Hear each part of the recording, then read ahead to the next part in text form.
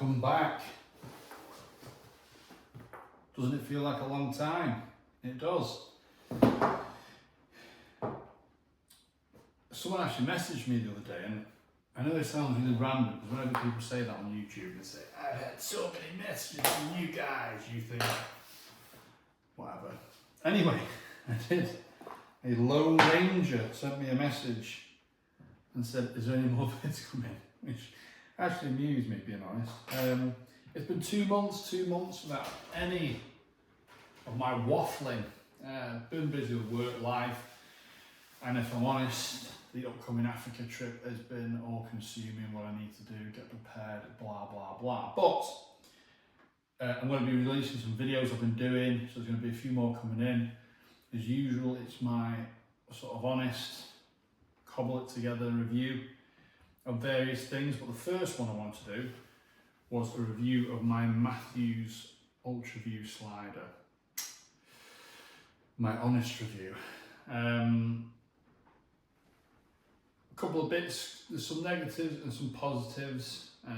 I was sort of forced down this road a little bit because unfortunately I live in the UK and getting hold of this stuff is just a pain. Everything takes forever. There's a couple of other scopes I was interested in, but I wouldn't have had them in time for the trip, so we do what we do. First point, I did want a vertical pin in a sort of 3-pin chap, but I wanted them to be able to be adjusted individually. You can't do that on this scope. Bit of a pain.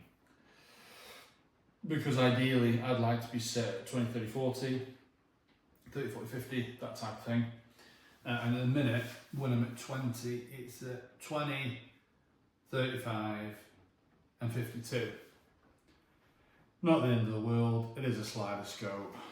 Lift it up, adjust it, job's a bobby. But it'd be nice, wouldn't it, if they were dialed in like that. Not the biggest thing in the world, really, but I do think for the price of these things, not cheap, they should be addressing that, in my honest opinion, as there are other ones out there that do it. I do like the light. Again, I know some places in America can't have the lights, blah blah, I won't get into that. However, I do like the lights on this. They're great on the pins, and in the day I found the pins to be bright enough for me, no issues with them whatsoever, and I don't have good eyesight, which is something I'm going to come on to this. So, there's a million on reviews of these. I'm not going to go through packaging. Yeah, it's a case, it's nice, it's great, yeah, great. It is a bit Apple-esque, lovely. Who doesn't like stuff like that? We all do. My own little gripes are, I find the scale really small to read. I have rubbish eyesight, kind of. So I really have to concentrate and get in and try and miss, and it is minuscule. It's hard work to read it. Yeah, maybe that's just me. Maybe being a flipping blind bat is just the way it is, and someone else looking at that will be fine. However, I do run a clarifier and a magnified scope on my target bow. And in my naivety, I didn't think I might need magnification on this, which I did. Now, there's a company I've got hold of in America. I'm not being paid for this review. There's no benefit to me. He'll probably end up a millionaire with a yacht with my review. But there's a company called Optics 300, okay? And they have I'll show you now. It clips on the front here. So, I don't know if you can see this, but on here this comes off. There's a grub screw either side. Try and not knock my stand over. There and there. And this just twists on. So if you give me a sec, I shall show you. So, again, tiny little grub screws, take them off on the side. really loose. Give it a twist, because it follows the lines and it pops off. So really easy to put on and off. I've got my lens in there at the minute. These lenses just pop out really easily, actually. Now I went for the 3 lens kit, which effectively, I think you get a yellow, a blue and a clear. As you can see, they're just literally popping in and out. Really simple design. And one where, for those of us who can't really see, particularly great. I won't put it back on, but you see how it just twisted? Screws on the face, and that's us. Now that, to me, is absolutely priceless. Unless every hunting man or woman in this world has fantastic eyesight. Now this leads me on to my little gripe. So the company Optics 300, I would say, great guy, great customer service. My lens actually got stuck in customs here, which was a big gripe, because I ended up paying like 40 quid just to get through customs, which I thought was scandalous. But anyway, how is it a company of that size cannot make what this chap has done, a retrofit lens to screw on? I just don't get it. No disrespect to the guy from Optics 300, but it's a 3D printer. It's a piece of plastic that literally screws on the front, and it isn't rocket science. You know, there's a line that goes through it, screws on, a couple of rough screws, job's good. And this scope wasn't cheap. You've got 17.5% in T-bills amortized over the fiscal year. And when you're paying that sort of money for a scope, you know, let's be honest, not cheap at all, you'd think they'd give you some sort of, like that, just something you can screw on, should you need it. Now all of a sudden, I can shoot the further distances, I'm confident with it, and at the end of the day, that is what we strive for, isn't it? Whenever you hear people about shot placement, you know, we're looking for a clean, you know, efficient, effective kill. You know, hunters, despite popular beliefs, we're not here to sort of drag an animal's passing out, are we? We want it to be clean, quick and efficient. And actually, part of that might be seeing what you're doing. You know, you're getting out to 40, 50 metres or whatever, yards, whatever, and you're starting to get a bit, and you think, oh, you know, you should be taking that into consideration with an animal. You need to be hunting responsibly. So that's my little gripe. I mean, yes, again, there's a million reviews over these by guys that have millions of followers, unlike Simois, but, you know, lever comes up, it really is smooth as silk.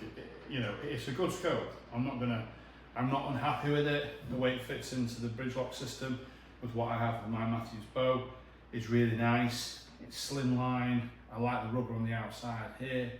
It's dead easy to dial in. I mean, you know, your left and right, so you pop that out, twist it forwards, backwards, clockwise, anti-clockwise. It's a doddle. It's a good scope, it is. Is it worth the price tag? I don't know. I really don't.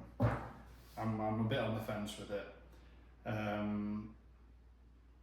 am a bit on the fence with it, really, but I was also time sensitive.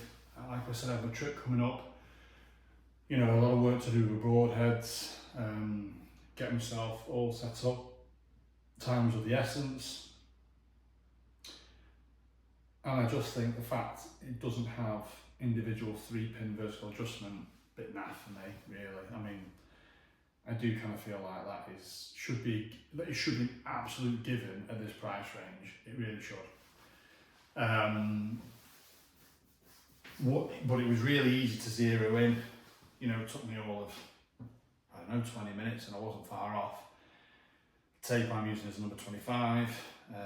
There's a bit of faffing about with it, but it was dead easy. I just did my 20 and my 60. By the way, work yourself back with that. Just, you know, I did 20, then 30, then 40, then 50, then 60, just to get me to 60. And I just put a mark on the other side of it, the other side of the tape, to give me a bit of a rough idea. and then obviously you have your actual sight and tape you hold up, gives you a number, blah blah blah. I'm not going to go loads into it because again there's better videos from more intelligent people than me. However, that is my honest review of this. It is a great scope. Like I said, I do like it. It's not heavy at all. But without having this bad boy on the front, I would be struggling. And that was the best part of £200, I think, ish. Plus the shipping, plus the scope. You add it up. I mean, I'm not being funny. I'm probably only £400 off the cost of the bow for a sight, which for me is pretty terrible. And it is my biggest bugbear sometimes with archery, you know, the components. I know there's a lot of research that goes into it, but if you look at a bow, for instance, going back 20 years, there isn't a great deal of difference, in my honest, naive, humble opinion. Cams might change, geometries might change. Well, not a lot of changes. I do kind of think if they made those price points a bit better, more people would have the enjoyment out of archery for me. But yeah, I've got my Africa trip coming up, end of March. I'm going to do a full case. I'm going to run through, God, what you've got to do with packaging at the airport, blah, blah, blah, getting through all that scenario. Because, yeah, even though I've done it in countries where I've been, I've not had to travel to do it, so this is the first time I'm actually travelling, so, you know, be great. But I've got my drop array rest I'm going to go through, QAD, lovely little thing, but that's another video. Matthew's Ultraview slider, good. It's great, it's ergonomical, it's quiet, the wheel adjustment, you know, is great on it. You know, turn the wheel for ages to go up and down. It works well. It is comfortable. My only two cons are the side tape is absolutely tiny. For me, and it was frustrating that I can't believe Ultraview haven't come up with something as simple as that to give you a magnification for those of us out there that don't have the best eyesight. Yeah, it's a really disappointing bit. But listen, it's good to be back. I was had a break for a couple of months, ate myself to death at Christmas, but we're back rocking and rolling, and there'll be some more videos coming out, which hopefully are of some use to some of you. But put a comment on the video. I mean, you know, there's people with Ultraview slides that sort of the same thing as me. You know, you kind of get it and think, oh, there's no way of putting a lens on it. Something to think about, definitely. I'll catch you on the next one.